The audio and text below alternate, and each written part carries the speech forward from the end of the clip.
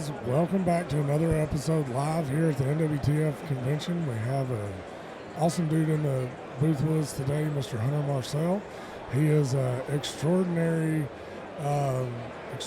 talented videographer and photographer.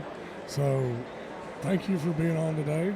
No problem, man. It's kind of weird when you say things like that. Like, you don't ever, think that you're that good, right? It's hard to be humble about it, or not humble. It's hard to hear those words come from people's mouths, especially in the industry. You know what I mean? Like, you work your way up for so long, and then all of a sudden you're like, you become a name in the industry, and it's still weird, like super weird. Yeah, it's definitely super weird, but man, you do great work. It's just, I appreciate that. That's just the truth. You do phenomenal work, and I love watching what you do, and I've loved watching what you do. So that's something me and John appreciate a lot. Thank you, man. Yeah, no, I just like trying to tell stories through those visuals. I think one of the hardest things to do as a videographer side is to really represent what you're trying to accomplish. You know what I mean? What's the main goal? Especially when a brand is trying to hire you, it's really hard to sometimes create. Especially when it comes to photos. Photos is even harder. Yeah. But I love those stories that they tell. That's the best part. So I'm sure it's kind of hard to really hear those words, because I'm sure you started like everybody else, really at the bottom. I did, and so I only been doing this for about 5 years now, professionally. Really? Okay, yeah. gotcha. Well, actually, only probably 4 years professionally. 1 year just kind of dabbling in it. Okay, yeah. I've been doing it for a long time, just for fun. When I owned a big HVAC company, and then I wind up being blessed to be able to sell it. Great. And remove myself from that toxic situation, and wanted to rebrand myself in a way that I can enjoy my time. Yeah. And I also noticed that my kids were growing faster than what I really wanted to see. Sure. I made a way that I could make money hunting and fishing and still be with my kids. Yeah, that's important. Right. So, like, I have a 14-year-old boy, a 12-year-old girl, and an 11-year-old boy, and realistically, I don't have much time left with them. Yeah, you know what I that's mean? the truth. They got 6 or 7 years left, and that's it. It's over. And then so I told the wife, I said, listen, we was able to be blessed and have our finances allow us to purchase high-end equipment, and I knew a lot of guys in the industry. I started with ProDrive outboards, doing videos for them for free, and then it came in exchange for a boat. And then I met Wade Shoemaker, which, if you know waterfowl, you know Wade Shoemaker. And we became really good friends. And hearing his story about how he left the railroad and pursued waterfowl and get into photography, it inspired me. Yeah. And then I was introduced to Jobo Jones, which is a phenomenal videographer, photographer. And then he quit his job. And then I sold my business, and then it just created a circle, and being around those elite guys in the industry, it really helped me. It's all on who you know, right? Yeah, absolutely. But to have those guys back you knew you had to provide a certain product. Sure. So, I mean, were you integrated in the outdoor space before you picked up a camera for them? So, for videos wise, or just yeah. I mean, I guess as far as meeting people and making those connections, were you ever in the outdoor industry before you picked up? Okay, gotcha. Nothing else. No, I just always had a camera just for fun, and I was documenting me and my buddies, but never had any purpose behind it other than just our own documentation, right? And then very cool.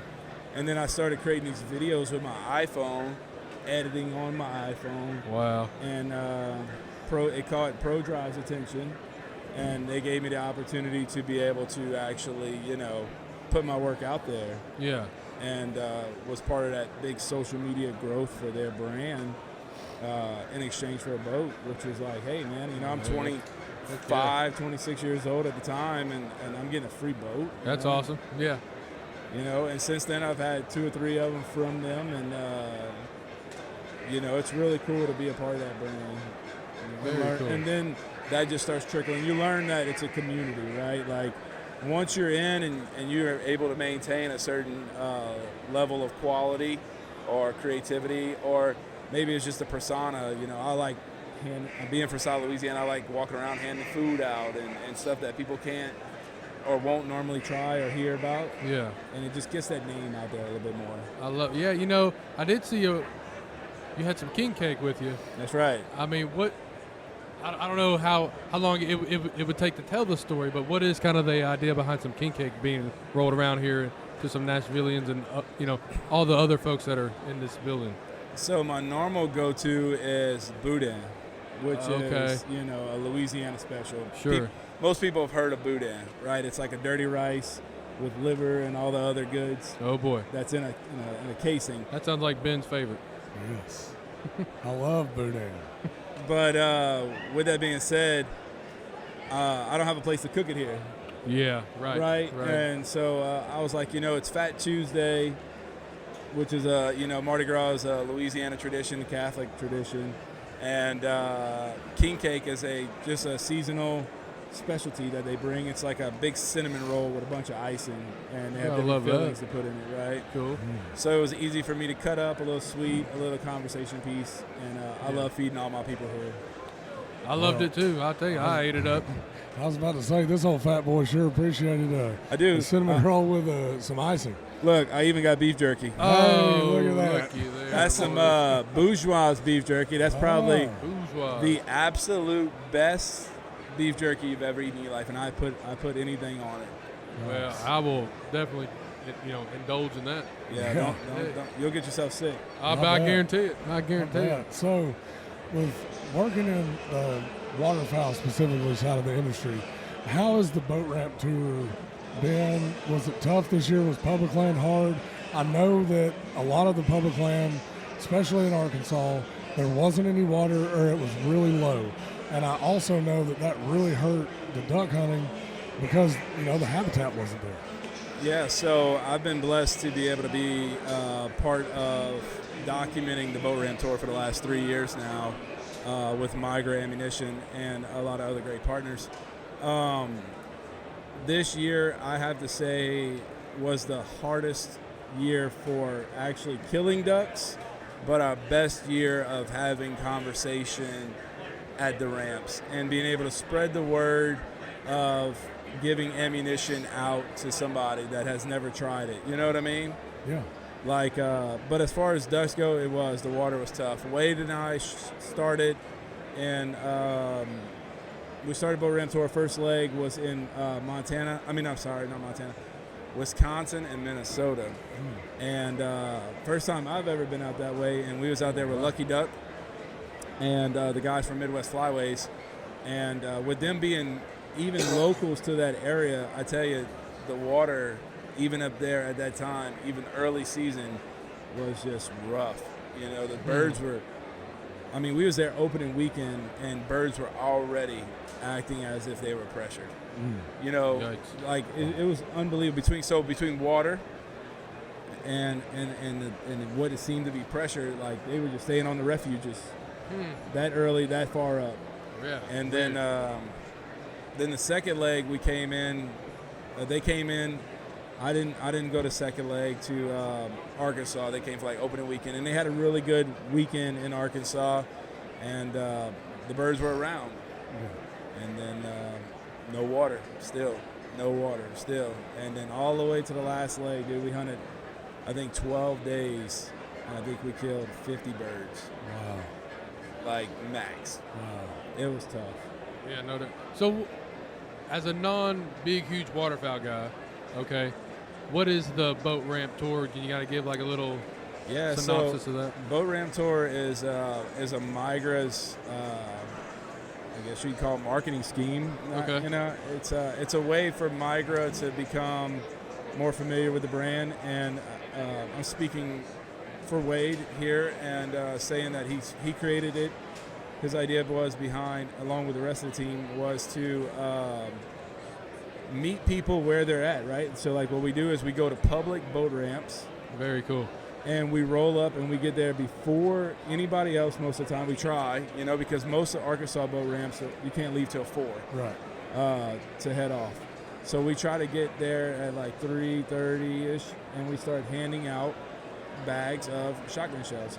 I think it was 10,000 shotgun shells that we gave away last year. Very cool. We gave away turtle boxes. We gave away Sika backpacks, Sika gloves. We gave away, just so many things that we give away. And you watch when you go knock on a guy's window that's just this hardcore public land duck hunter. Yeah. He's there by himself. And, you know, you can tell it's rough around the edges, right? But he's just going duck hunting. And you hand him a $400 turtle box. Yeah. And then you give him a $40 box of shells. And we literally watch grown men cry. Absolutely. It's one of those special moments. We gave away 9 Benellis this year. Wow. Holy cow. So, like, we like to pick guys that are doing, like, having a rough day. Yeah. And it seems like every time we go into Duckwoods, somebody is having a rough day. This year. Duck hunting will do that to you. Yeah, especially this year, yeah, you know. And I wasn't there for this particular one, but the story was that this younger gentleman backed his boat down all the way.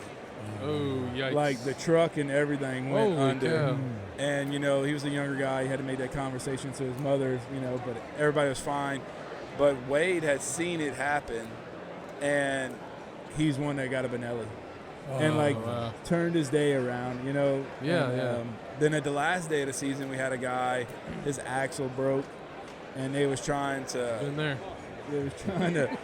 tie strap it and ratchet strap it, and, you know, you could just tell that he was frustrated. Yeah. And then you got a crew of guys walking up to him with cameras and all this other stuff, and you say, "Hey, man, I know it looks like you're having a bad day, but how would you like this, you know, M2 20 gauge Benelli?"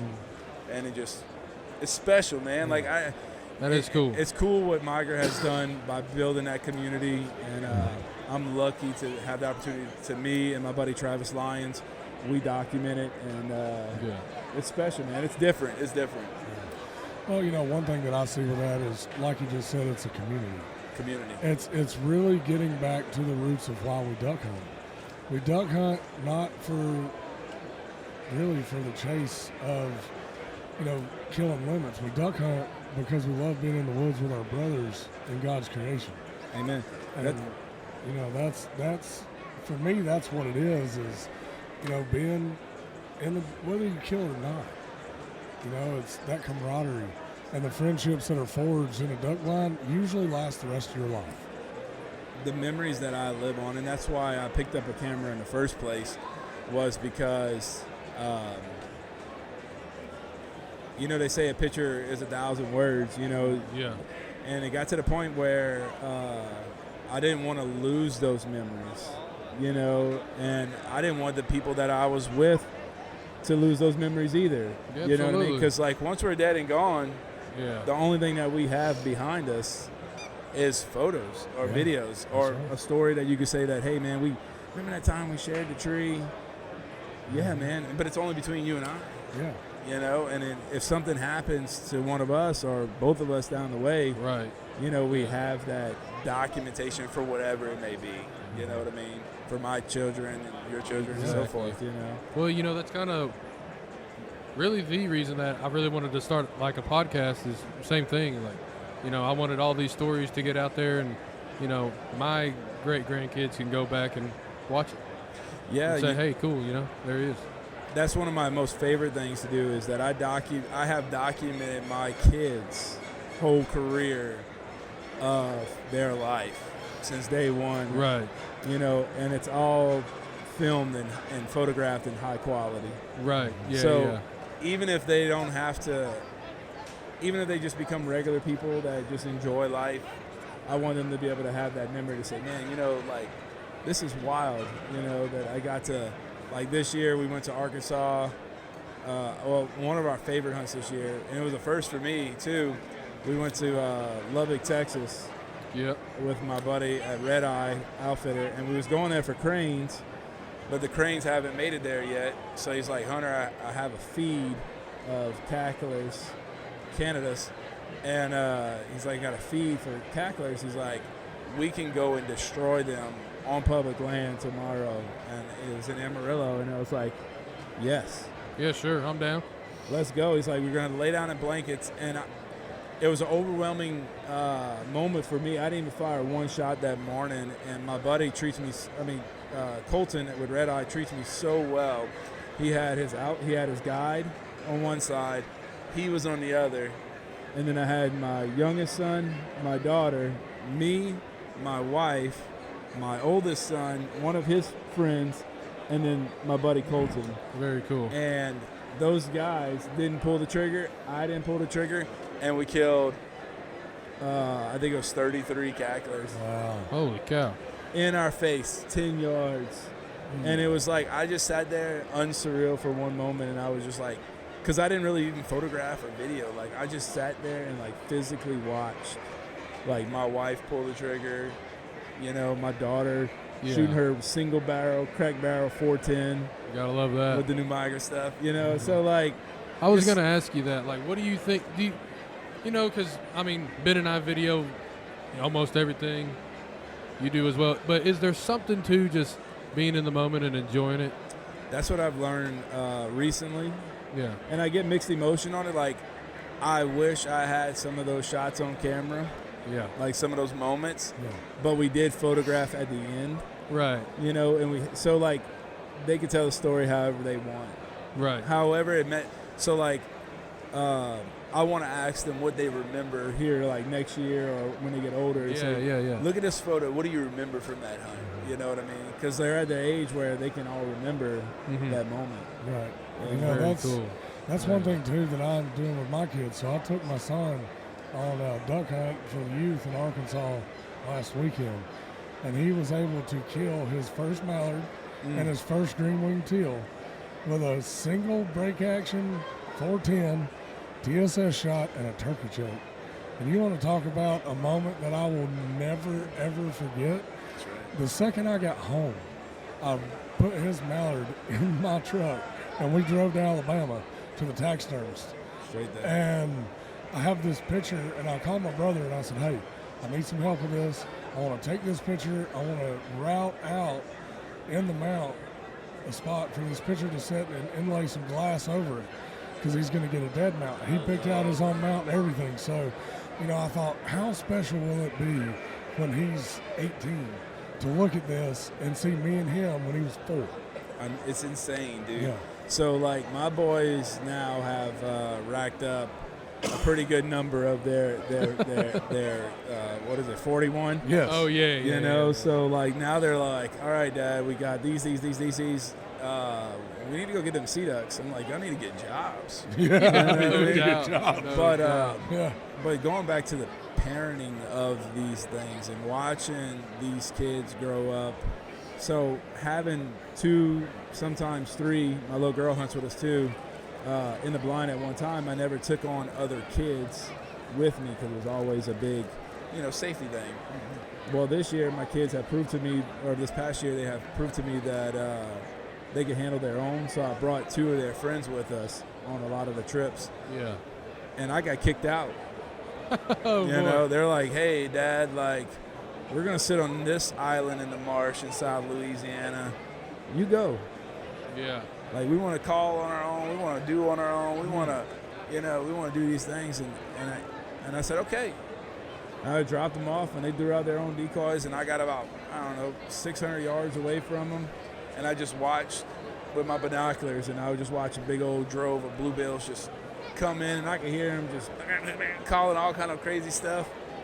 And then I would just see, 25, 30 bluebills coming to decoys, and then all of a sudden, and watch one bird fall, and they over there high-fiving, screaming. Having the best time of their life. Having the best time, man. So, like, that's what it's about. Where this conversation started is documenting life. Right. For them, for whoever my client is, whoever's around me, I just enjoy documenting those moments, that live on forever. Which is so ironic because I have an uncle who is really close to my father, and he's dying from cancer, and he's up in his 80s. And my dad started doing taxidermy, which my little boy has taken interest in waterfowl taxidermy and everything so far. But we was at his house day before yesterday, saying our last goodbyes pretty much. Yeah. And my dad brought up, my uncle brought up a wood duck that they shot back when my dad was 15 years old. And they were laughing because it looks like it had like a little dreadlock. And it's mounted with that little dreadlock on a limb. And so my aunt would go grab it to see it.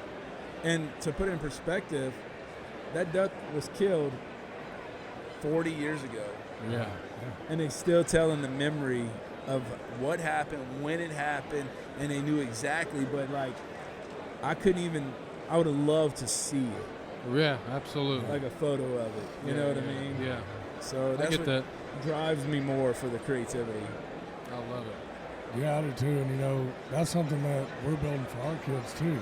So that way, 40 years from now, all these mounts that we have, all the photos, all the videos we have, they can go back and show their kids, well, look at what your grandfather did with me. Yeah. And look at what we're doing together. And the way duck hunting's going, they may not have an opportunity to kill ducks. They may not. I don't know where they are. No, I'm hoping that it bounced back. But, yeah, dude, I mean, some of my favorite memories is looking back at the few photos that my dad did take, the big POW pictures whenever I was younger. Yeah. When I wasn't allowed to kill a green-winged teal, I wasn't allowed to kill anything besides a mallard, widgeon, and pintail. That's what I had to kill. I couldn't kill anything else. Now I'm like, Lord, please give me a coot. Yes. You know what I mean? No doubt. A legal bird, please fly by. Legal bird. So, being in South Louisiana, y'all are in more of the marsh. Saltwater marsh. Saltwater marsh. Yeah, I was about to ask if that was brackish water. So we do have brackish water. We do have estuaries, but it's more like 95% saltwater marsh. We're sitting there with decoys. I got videos of dolphins swimming in my decoys. Awesome. Oh, that's neat. That is neat. And like 18 inches of water. This dolphin comes in and knocks your decoys. You could catch your redfish while waiting for the ducks to come in. Yeah, there we go. That's what we're talking about. Heck yeah. Well, cast and blast. That's it. We've done it. One of our favorite things to do, because we can bow fish for redfish, we like to go and throw our decoys out early in the morning, wherever we're going to hunt. Yeah. And then we'll go ride around for about 2 hours shooting redfish, and then we'll go duck hunting. So like a reverse cast and blast, you know what I mean? Yeah. Like that's like awesome. a shooting blast. A shooting blast, yeah. Sticking blast. Yes, stick and blast, yeah. So we need to do that. Yeah, we do. With it being more of the saltwater estuaries, the brackish water, you're going to have more of your divers, canvasback, redhead, bluebill, blackjacks, and I'm sure that y'all have phenomenal blue-winged teal hunting in September. 100%. It comes and goes. There's some specific areas. Our crawfish ponds, our rice fields. We don't have a lot of rice fields by us, but we do have a lot of crawfish ponds. We do have some freshwater marshes. The problem with Louisiana is that people own the water in Louisiana. It's the only place in the country or world that people physically own the water. Really? Yeah. I didn't know that. So like if you just like you had guidelines anywhere else, it could be it could be the Gulf. And people own the water. Wow. Because what they say is, and it makes sense, but then it doesn't make sense, right? But like, it was once land there. It just eroded. Okay. Does that make sense? Yeah, I get the makes logic. sense. Yeah, I mean, I get it. The complaint is then you should have levied it off and stopped the erosion and put the money into it to dam it off to keep it. I don't believe that if it's a natural rise and fall of the tide that you should not be able to access it. Right. Especially, and you're probably coming from a public water somewhere. Right. And then it turns into private. That's the idea. That's what's happening. Right. And then we now have so many. They build all these levee systems and stuff like that to try to help with like hurricane prevention. Sure. And now we have saltwater diversions and stuff like that. It has actually hurt our estuaries tremendously. Where the salinity level on the one side of the levee is so high that is now allowing for regrowth or for oysters to perform better. It just affects everything. It sounds affects like Right. It just goes to show you that how people affect Mother Nature. Right.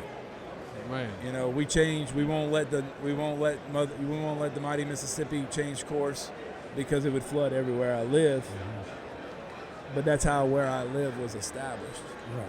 You know, and then it's really weird seeing it and being older and seeing that like the areas that do have fresh water are just the water stagnant, and it's causing the wrong growth, like not the right duck feed. The water's not moving. It just stinks. It's nasty. Yeah. And then everything on the opposite side is salty.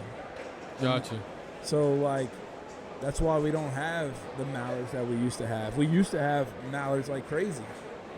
But there's no feed. There's nothing that they want. You know what I mean? It's weird when you start thinking about conservation side of what we do, right? Like Absolutely. It's a totally different subject, but like the conservation side of things, if you really think about how much effort goes into keeping a duck population around for us to kill, is insane. It is. It's an insane amount of work, but it has to be done, or our grandkids are not going to have ducks to hunt. No. One of the biggest things that hurt my feelings a lot, is that whenever you hear these older gentlemen say, man, we used to go kill 100 mallards and leave them on the bank. Well, you wonder why limits were established, and you wonder why things had to be taken. And it's, quite frankly, getting to the point where the limits are going to have to be reevaluated again. But I can tell you right now, I'm speaking for myself here, but things that I observed is the amount of pressure that we have to it's so crazy how on one hand we want to try to get as many people involved with hunting and fishing as we do, right? And then at the same time, like we can only, like our grounds can only hold so much. Yeah, that is a big, kind of pull and push thing that's going on right now. I mean, again, to your point, I mean, you want everyone to be involved, but everyone can't be involved in some degree. Right, the biggest debate right now, if you look on social media and waterfowl, is corn up north. I've been hearing that. What's the deal there? And the best way I've learned my philosophy on corn is that it's like eating a snack. It doesn't really have much nutrients for it. It's a spike to keep them warm. It's a spike. It's a sweet treat. It's not a nutritional value in any way, any sort, and it's easy. Do I believe that it's short-stopping? Yes. Do I believe that the ducks need it to a certain degree? Yes. Is it that big of a factor? No, I don't think it is. I think, what's the narrative around it? Like, why do people not like it, I guess? People don't like it because the ducks do favor the corn, right? So, like, what's happening is one, we're not getting the fronts that we used to. Okay. In my philosophy, if you go back and look at it, you'll see that we're getting more western fronts for the last 4 or 5 years than true northern fronts, right? Like, I mean, you can go off of the amount of hurricanes we had in the Gulf of America. You can go off of where, like, in Louisiana last year in January, we had 18 inches of snow on the coast. Where I live. That's unheard of. It's once in a lifetime, and the only reason why that happened because they had a hurricane and a cold front at the exact same time, and we got into a true blizzard. But everything came from the west, because if it had been a true northern front, it'd have pushed that hurricane out, and we'd have just got the cold weather. We wouldn't have got the rain. Gotcha. It was truly a perfect storm. Like Monroe and stuff didn't even get snow. We got snow. But habitat, man. Habitat, people. As much as I hate to say it, I think mud motors are a big factor of it. Allowing people to get further, deeper. I see. Okay. Louder. I mean, there's so many philosophies, man. But something's got to be taken into consideration. Yeah, I mean, at some point, something's got to give. It sounds like. Something has to give. Right. And people are not gonna like it. No, they're not. Something has to give, and to your point on the mud motors, being able to get further, like our granddads and dads had to walk. Paddle a P-row. Yes, paddle a P-row. It was quiet. So are they getting further into where birds are supposed to be resting and stuff like that? That's the idea? Yeah. So like your normal outboard, You're not going Right. to be able to jump a beaver dam No. and go 2 more beaver dams in Right. to where these ducks are roosting and sitting and chilling. But you put that gator tail in full throttle, you're making it, aren't you, buddy? You can get back to Yeah. anywhere you want to get. Not to crap on gator tail. No. It's the only one I No, know. it's just a mud motor, and like I said, I'm a big mud motor guy. Right. You know, but you know, it's one of those things like you can't beat them, join them. You know, Yeah. mud motor Gotcha. situation. But I wouldn't hurt my feelings if they would take it down a little bit. Yeah. You know, limited accesses, more limited accesses, should I say? Yeah. You know, and there's a group of guys that I hunt with that are that way. Like, we'll drive to a certain point and then get out and walk or push or do anything like that. You know what I mean? Yeah, and you know, I think too, Boy, what is going on we're around here? losing power. Oh, good. The battery dead. That's all right. We'll just roll with it. We got a redneck rig down here. Yeah. I like it. Well, you know, But we're good. man, my biggest thing is scouting too. You know, a lot of these people are running through these rafts of ducks instead of sitting back 300 yards and looking at them with binoculars because I want to see how many ducks are in there. Okay, well, you know what? You can get a really good guesstimate by just looking through a set of binoculars from a distance to where you don't blow them out.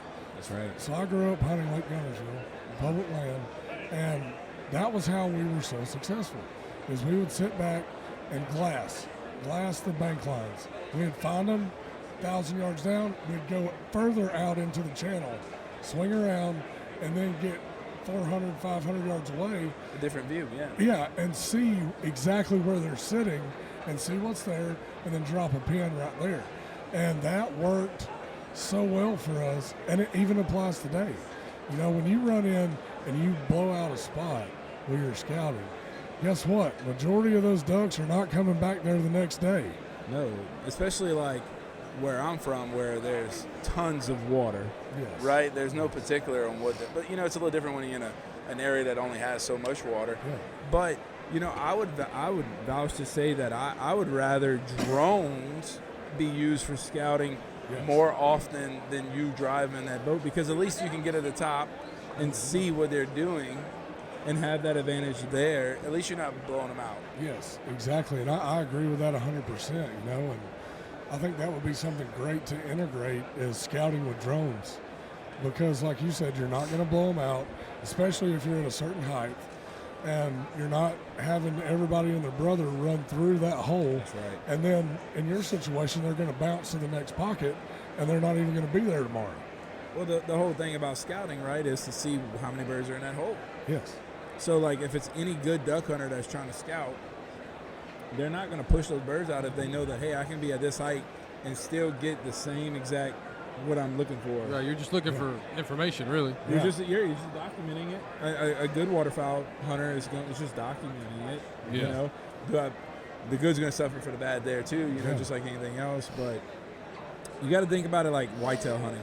If you got this 5-year-old buck and you know you're walking through his bedding area to try to get to him, you're never going to kill that buck.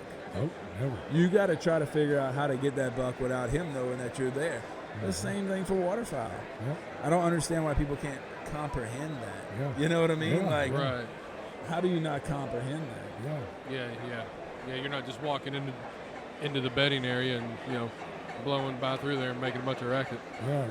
Well, people are by the house are saying, man, I'm seeing more ducks than I've ever seen in my life down in Louisiana right now on the coast, and I'm like, yeah, well, we ain't duck hunting for 3 weeks.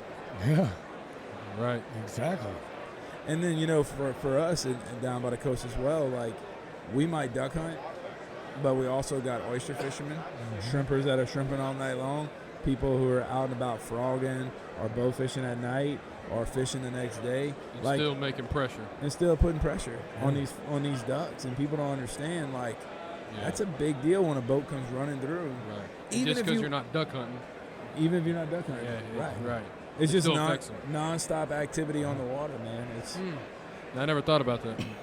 So what I've learned is, and my boys have taught this to me, instead of being a mallard purist, or just we chase specific birds based off of what kind of habitat they are in. Yeah. And that's how I took, it clicked for me in the middle of the season to the end, So, like the last weekend of the hunting season, we prepared. We went out with a bunch of diver decoys, and we shot our limit of scope with bluebills. You know what I mean?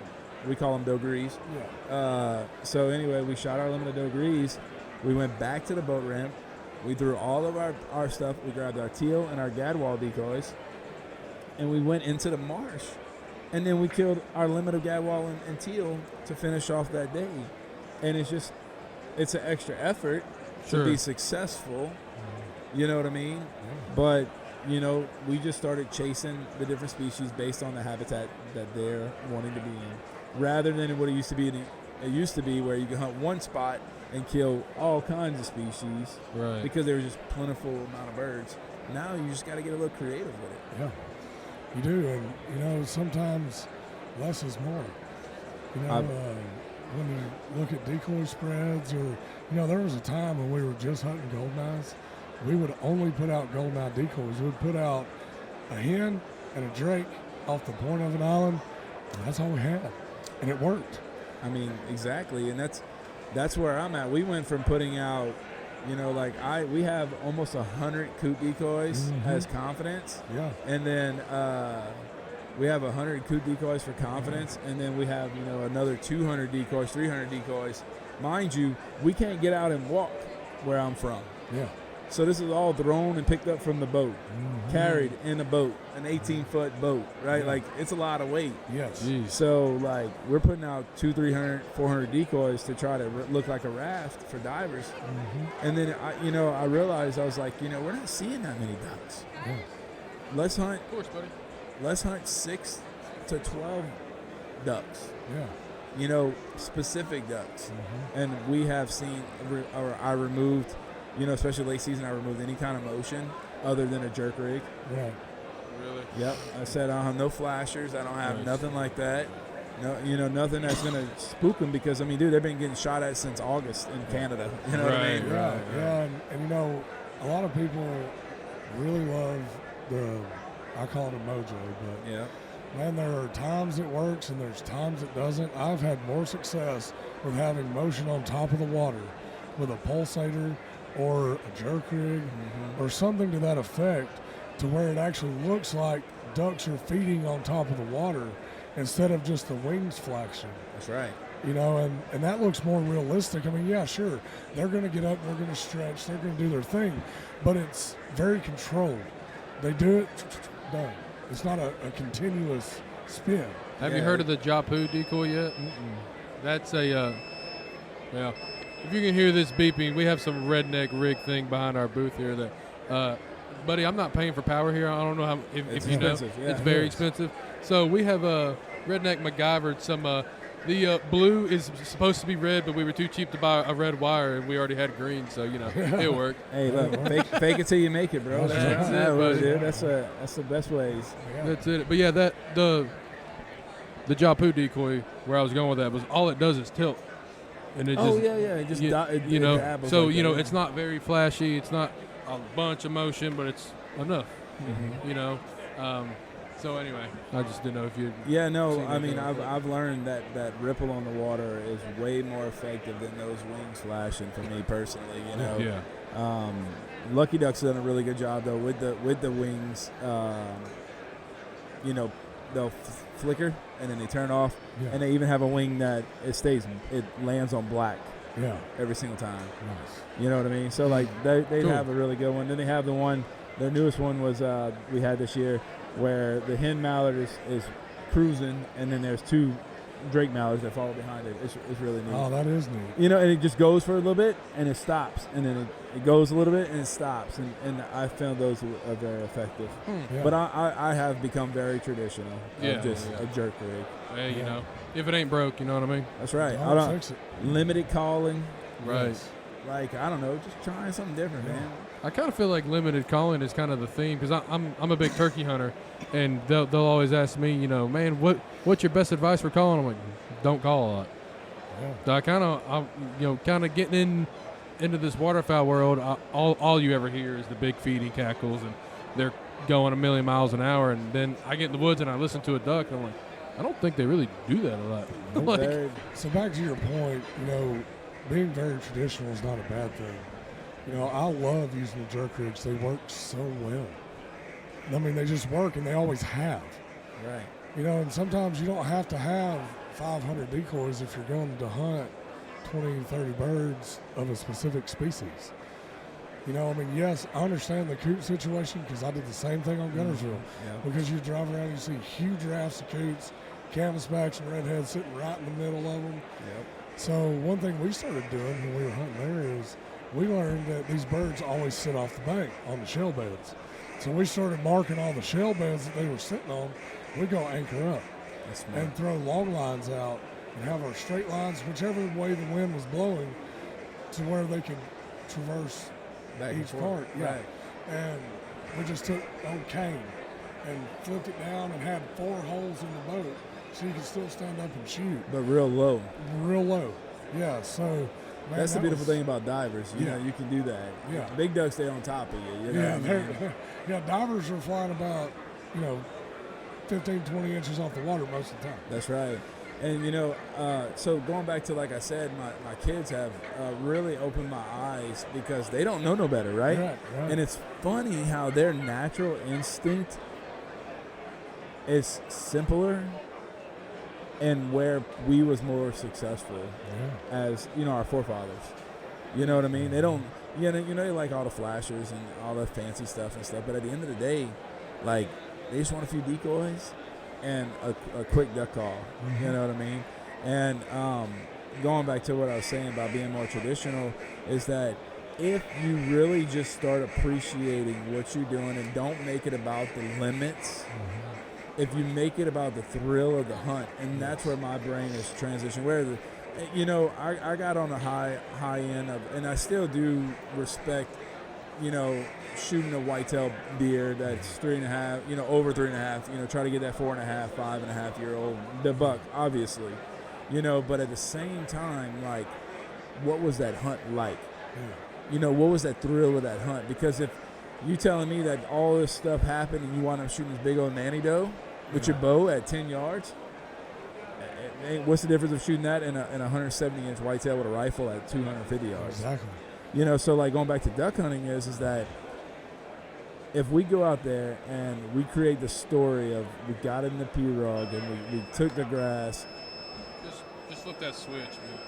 We got in the P-Rug and we cut our own brush and we got down low and we got into the marsh and we threw out minimum decoys and we killed 5. We were successful, dude. Yeah, that's a successful day, man. No, I ain't mad at it. No, I just can't tell you like how many times I filmed these big, 28, 30 mallard hunts, 40 mallard hunts. And, you film it, it looks great, it's dead. Once it's hanging, you take a few photos, and then after that hunt, it's nothing. Yep. And that animal died, and, and then they got all this meat that's usually wasted because a lot of people don't eat a lot of ducks. Yeah. So I take it home, and I make duck sausage and duck Heck yeah. everything, I'll like Forrest Gump, what I mean? Duck gumbo, duck this, duck that. Yeah. I've really, really fell in love with duck the last few years because I was like, I'm not going to let this meat go to waste. No. But, a lot of people don't eat duck. And then, so that's why I'm like, man, if we go and we kill 5, we're going to go home and eat those fresh 5. Yeah. And if we get the opportunity to hunt tomorrow, we're going to go home, kill them again tomorrow. Yeah, that's right. So like I made it not about limits, whether it's my fish that I catch, whether it's my deer that I kill, you know what I mean? Whether it's the ducks I shoot. It don't matter. It's just about that moment, man. And I think if more people would actually just really go back to their roots, where you're rooted, right? Yeah. Ironically, Exactly. it's where you go back and where you're rooted on. I think this whole industry would change. I think it can still stay as awesome as it is. Yeah. Like being here at NWTF, I'm not here for any other particular reason other than to just see my friends. Yeah. And share stories. That's right. Whenever anybody asks me, like, man, what is this convention? I literally tell them, I said, it's me and 80,000 of my closest friends. That's right. Yeah. Because that's what it is, I mean, and of course, I meet new people every single time I come here, or I'm catching up. There's literally people I know. I feel like I know them. I see them once a year here. And I can't wait to see them once again. Exactly. And then what makes me even more disgusted, right? So, John, if I only see you every year at NWTF for the next 10 years, I'm only going to see you 10 more times. That's in that it, man. Yeah. That's true, man. Whenever you think about it in that, vein, it changes your life. Does. Especially does. with kids. I mean, I have a 10-month-old, so I'm just getting into it. It don't matter. We're going to have this conversation 10 years from now, and you're going to be like, bro, holy crap, man. what happened? Yeah. And I'm already doing that. I mean, she's, walking and doing all this other stuff and can stand up on her own. And I'm like, I remember when you were, I could hold you with one hand. Yeah. So I can't imagine, like, holy crap, my kid's killing at the first duck or, and I don't know, man. I kind of struggle with that too because there's part of me that, like, I can't wait till she's able to. Don't rush it. Right. Because I've rushed it. I'm struggling with that. I rushed it, and I introduced my son, my oldest son, to the game very early. And they was able to accomplish some really awesome things very early and experience with me being in the outdoor space. Yeah, they have got right. to experience some really things that most grown men have not yet to experience. Right. Oh, yeah. And I have to sit back as a father. Like, for instance, this weekend is the first time that they haven't been to NWTF with me since they've been born. Yeah. Wow. This is the first time that I left them at home. And the very first thing I did when I got in, I texted my wife because she's going to fly out here tomorrow. I need a day for daddy today, right? So like I was like, as soon as I came in, I seen all the little kids, and I'm like, man, did I mess up? Yeah. And at the same time, I was like, you know what? They need to see that they can't come to everything, Yeah. and that's my fault. There is a ebb and flow of it. Yeah, that's my fault. Like my son killed his first canvasback, or let me rephrase that. I took him into his flooded timber, and he shot a mallard when he was 7 years old, standing next to a tree, and it was the coolest moment for me. But like, he don't care if he ever kills. At this point in his life, he don't care if he kills another mallard. Yeah. Like, That's crazy to think about. I want to kill this, and I want to kill that, and I want to kill this at 14 years old. Right. So like, how do I pull the plug as a father who's only going to have maybe, I'm going to use him for example, 4 more seasons that he wants me around, maybe, right? Yeah. 4 more years, 4 more hunting seasons, 4 more 30 days, 4 more 60 days. Yeah. I mean, he and I only hunted 14 times this year, so only, 4 Right. times 4 times 10 is 40. I got 40 more hunts with him before I'm potentially irrelevant in his life. Potentially, hopefully not, but potentially. Yeah, I know what you're saying, though. Right? Yeah. So like, how do I not experience that with him, but also still keep his drive to want to do what we're doing? Right. So I introduced him to photography. Yeah, that's right. And I say, hey, let's go photograph all these species of ducks. Yeah. Let's don't have to be out, or let's go take them. One of our favorite things to do is banding the ducks. Yeah, that's right. So like, we chase and kill these ducks all year long, and then you watch these grown men handle these ducks that they're banding with the most gentleness that you ever see. If you ever watch it, dude, like, it's so cool. Or if you ever been a part of it, you band these ducks. We banded 2,000 ducks a couple of years ago, and just watching these grown men who have been grinding all year long to kill ducks, you're like, oh no. Yeah. So my whole point with this whole conversation is, it's just, it don't have to be about killing. Right. You can absorb so many other special moments Yeah. in it. And I think videography is a great path for that. That's right. I mean, because I did the same thing. I bought a camera and I filmed me and my friends. Awful. The video quality's terrible. The camera was cheap. I was in high school. I worked at my parents' restaurant. I bought what I could afford. But that's still, every once in a while I will go back and look and be like, dude, this is awesome. That's right. Versus a video I make here for Rooted, it's like, it's great quality. And I still get the same feeling, but there's something about kind of starting out and being, a little like, I was kind of in, without knowing it, I was kind of in the trenches there for a minute, and it was cool.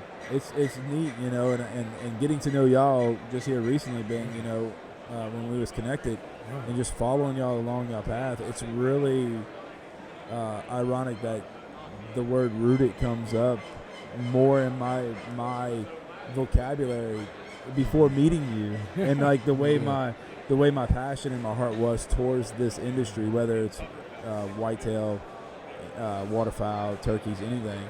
It's really just trying to stay grounded to what we do. You know what I mean? Like, I'm reading this pamphlet. It says 50 years of celebration of NWTF. I guarantee you 15 years ago they had no idea this is what it was going to be. No. What, 80,000 people a day Yeah. on a Thursday? Yeah, There's 50,000 people here. I was telling Ben earlier. I mean, you know, because of course they didn't do it on Thursdays before, and once they started, it took a little time to kind of, you know, really get the word out and stuff. And now, I mean, I would have thought it was a Saturday. 100%. I mean, it's been so crazy, and you know, of course, we're in a pretty happening aisle here, like right across from us is Seek One. So like, whenever them boys are in there taking pictures, it gets pretty filled up. We got, you know, a few other big name companies around us, but so I kind of just thought it was like an our aisle thing, and then I was talking to somebody else, and they're like, it's like this everywhere. And I was like, holy crap! And it was. I mean, we were walking around earlier, and it's just insane. So. Yeah, it's been nuts. How long have you been coming to this show? So my first year was 2019, and then obviously 2020 screwed everything up. Yep. I think I came 2020, and then I think like after 2020 NWTF, that's when everything shut down. Mm-hmm. So that was my second year, and then obviously I didn't come like the next year. I would say that this is probably my fifth or sixth time at it. Very you know cool. what I mean? Because once again, I had no reason to come here other than like, you know, you've seen all the cool guys that you grew up hunting, Right. and then now like majority of those guys are my acquaintances. Right. You know, which is exactly. insane, dude. Pretty Like, cool. It is wild, and they're so special of people in this community, man. Yeah. You know, and I didn't realize how truly small a community it really was until I got in it. You know, and you're like, oh, everybody knows everybody. Like, literally. Oh yeah. Especially in this little industry. I mean, like, you nonchalantly talk about Seek One, but like they're a powerful Oh, absolutely. brand. I mean, and you know, Yes. those are really great guys. I met Lee. We were at a show in Alabama somewhere, and I mean, you know, he has it. To me, he has every right to, you know, act like he's somebody because in this industry, he can, you know, he is Correct. He Right. could if he wanted to. right, but he doesn't. Yeah. And I think that kind of speaks to this industry and who's in it and who. I mean, you know, in every walk of life, there's some bad apples. 100%. Right, but Lee and really that whole crew, they were just super down to earth dudes. They talked to me just like they would talk to anybody, and it was great. Dude, you know, you see Macy and Slade Johnson walking around. Yep, You seen the yep. Bone Collector crew walking around. You seen Dr. Duck walking around. absolutely. You see You walking around. no, not me. You know, but you see all these special people that are Seriously just though, yeah. true role-playing characters in this game. You know, Hannah Barron Yep, and yep. Audrey with Drake. You know, like, and you know, like all these different influencers that you know, they take a lot of heat. Oh yeah, You know, they take a lot of heat just because of who they are, whatever. You know, at the same time, like, they're so special. If you would really just hear their story and, like, really spend time with these people or really just follow along what they produce, like, and you really think of why they're doing it, and we need those people. Like, we need those Sure. people. Yeah, they're getting paid from the industry, and that's what everybody's goal is, but, like, yeah. you need to really listen to those people and try to be more like them sometimes, you know what I mean? Like Lee, I mean, he took a thing of hunting in Atlanta and just exploded it. Right. You know what I mean? Like, that's so cool. Yeah, absolutely. It just shows you there's opportunity everywhere. Right. It don't have to be an outfitter in Midwest Missouri, you know, or Yeah. Midwest somewhere, you know what I mean? Like, it don't have to be that way. It could be in your backyard if you learn to just appreciate and be rooted to what you have. Exactly. Dude, I try to leave Louisiana all the time. I try because it you know, the grass does look greener to be in you know, Arkansas or Alabama or Mississippi or Missouri, where I can go in my backyard and kill a turkey or go back there and kill deer. But at the same time, you can kill an alligator with me. Yeah. You come shoot redfish with me. Heck yeah. You know what I mean? we still have a good time. Right. But I think we get so complacent on, you know, like, having that in your backyard that you just forget where you come Exactly. You absolutely are like, it's just normal. from. It's To normal. you versus whenever you go tell somebody like, yeah, I can do this in my backyard, they're like, that sounds like the best thing in the world. And that's and where you're like, yeah, it kind of is. that's where I get my shot of dopamine here. That's why I like bringing the food. And it's not really for everybody else in this bigger scheme of things. It's to remind me of how blessed I am to be rooted where I'm at and to spread that joy of what I get to do. Yeah. And I get to stick out more than most people here, you know. And I'm learning that through photography and videography, you know, Yeah. to have a different perspective. Very cool. And I think that's where you can have a different niche in this game. Well, I'll say you're one of the best in the industry as far as videography and photography goes, and we appreciate what you do, and we appreciate the quality and the way you capture things. Yeah, man. There's a lot of things, a lot of things that go into capturing videos, and capturing photography. You know, and it takes a creative eye to do that. I was going to ask, where do you get your creativity ideas from? Where does that? I mean, is it really as simple as you're just walking around and you look at something and you get an idea? I mean, I think how does that's that where work? where it started. I had that superpower that everybody seems to try to calm down, and that's ADD. Yeah. Yes, know? me too. It's a superpower. You know, I don't get me wrong. I have to control it on certain cases. You know, but for the most part, in a creative world, and I use it like for think about your most high end professional athletes, right? Like how ADD a quarterback has to be able to understand the play design and everything. I use it as in photography and videography, and I didn't realize that at first. You know, like, man, I can grab that, and it seems simple. But now that I'm learning to control my superpower a little bit more, and I'm getting hyper fixated on like this being grounded and rooted subject this season, I found that my work has been a lot different. And that's where I'm getting my inspiration from, is trying to find out what that one of my favorite photos I took this year was just a hen mallard feather, and it's on a tree, and I have it just like I just threw it on the tree, and it just positioned perfectly up and down on the tree. But it was so blended into the thing with just that one blue and that one little streak of white. And I took a photo of it with a 35 millimeter macro lens, and like you could see like really fine details into it. And it was just like the combination of how God works and how he blended those things and how that duck is supposed to be in those woods. That's what I'm learning to be hyper fixated on, is like what makes these things go around. And that's where the conservation starts getting deeper into it. That's where my focus has been. Yeah. Without being like crazed about it, it's just been more of like, where does all of this really come from? Like, why are we doing this?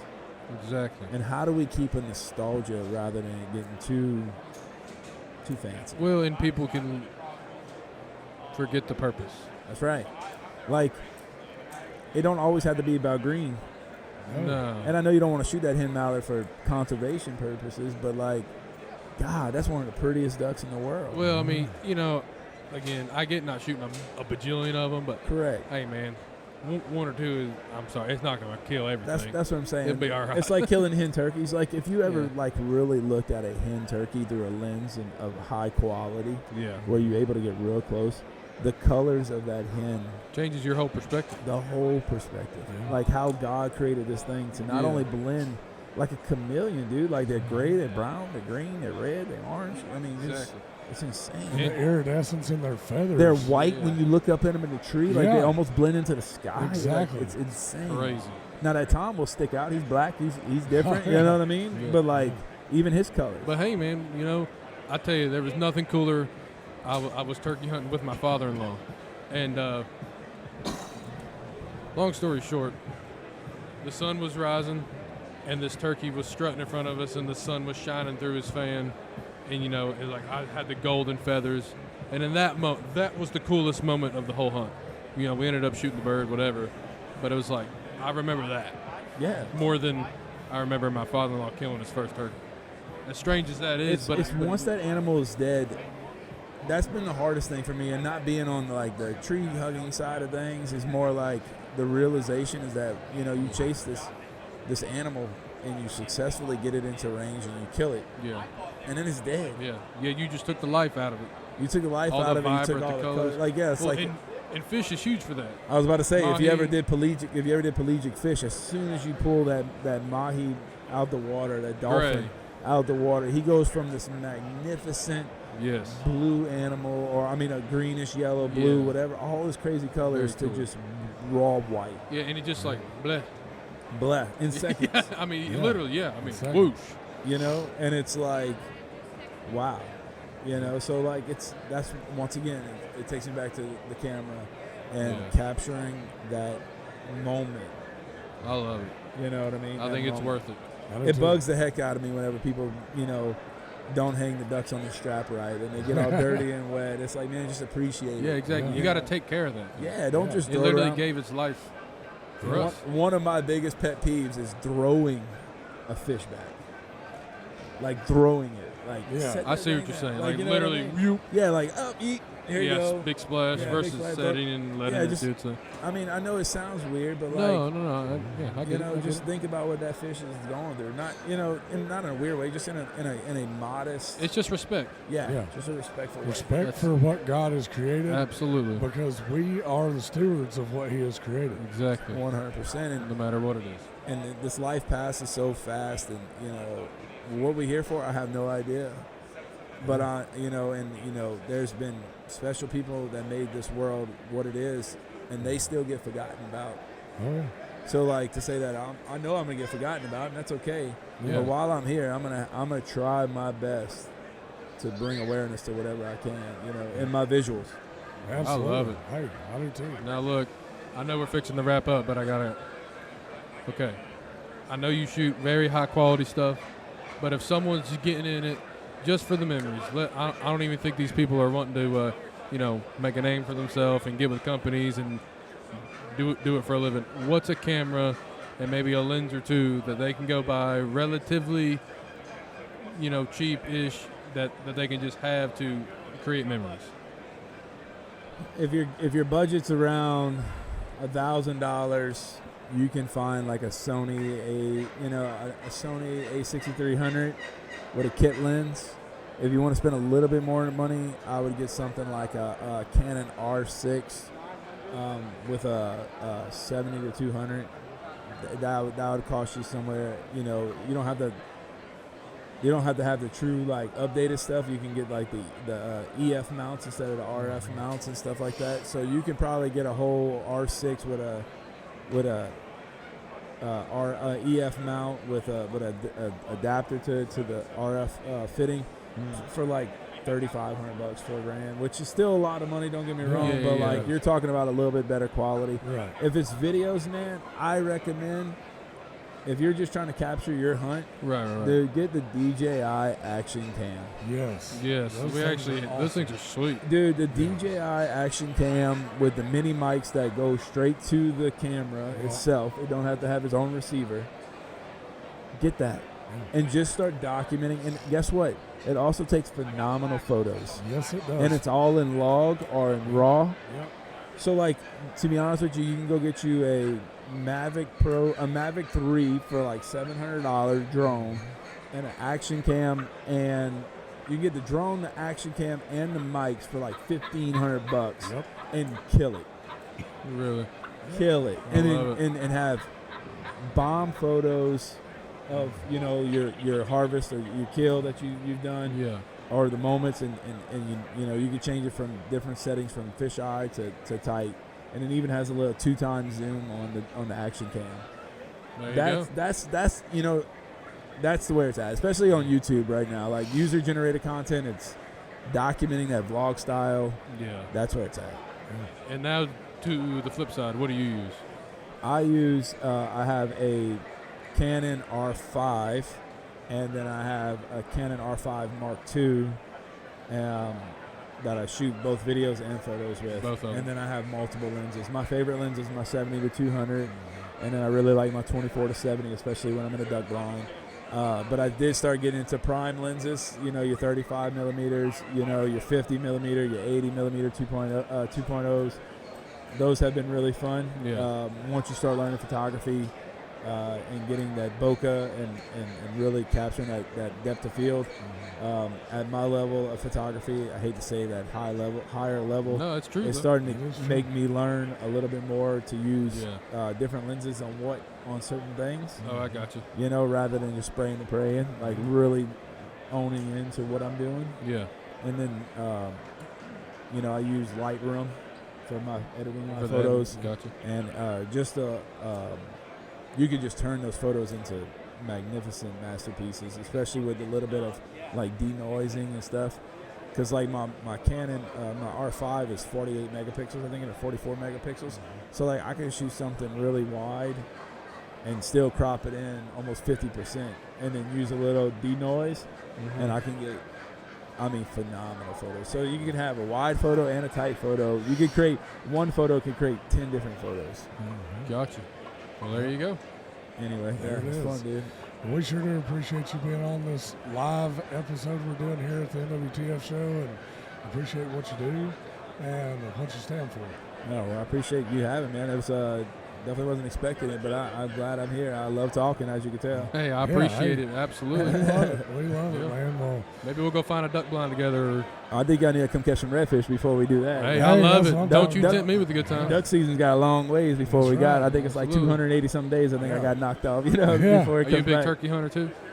I'm trying. Right. I got you need into to come when I on was- up and get involved with that with us here. yeah. I'm scared. I'm scared because then I'm gonna wind up being, Well, adding another- you will. adding another. I've killed about 12 of them in my career. Yeah. And then last year I was able to bring my little boy to Oklahoma, and we called one in, heck yeah. and he missed it. Oh. So now he's even like, Yeah, he's mad at him now. he is angry at him. I love it. And it was his first turkey hunt, first time, and it was that late morning hunt where we knew the guy that I was with, randomly through social media, I posted that I was in this area for a big crawfish event in Oklahoma for my buddy T. Johnny. And he was like, I got a spot. But it was a late turkey season hunt, a late hunt. And he came in on it. He got about 30 yards, and he just shot right to the right of the head. It was just. But anyway, yeah, We've all turkey been season. It's how it is, dude.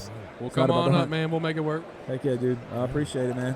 All right, folks. Well, where can all of these listeners find you? My main channel is Instagram is where I like to play around the most. Facebook is really good, but it's Hunter Marcel, Marcel. Perfect. And then my kids, I have a little channel for them called Core Adventures, which is Kore Adventures. So it's kids, outdoors, recreation, and environment. Oh, very cool. That is awesome. I dig that. Yeah, me too. So it's fun, man. That's what we're here for, right? That's That's exactly it. right. We all heard it here first. Go and check out Mr. Hunter Marcel. And with that, the redneck is out. See y'all.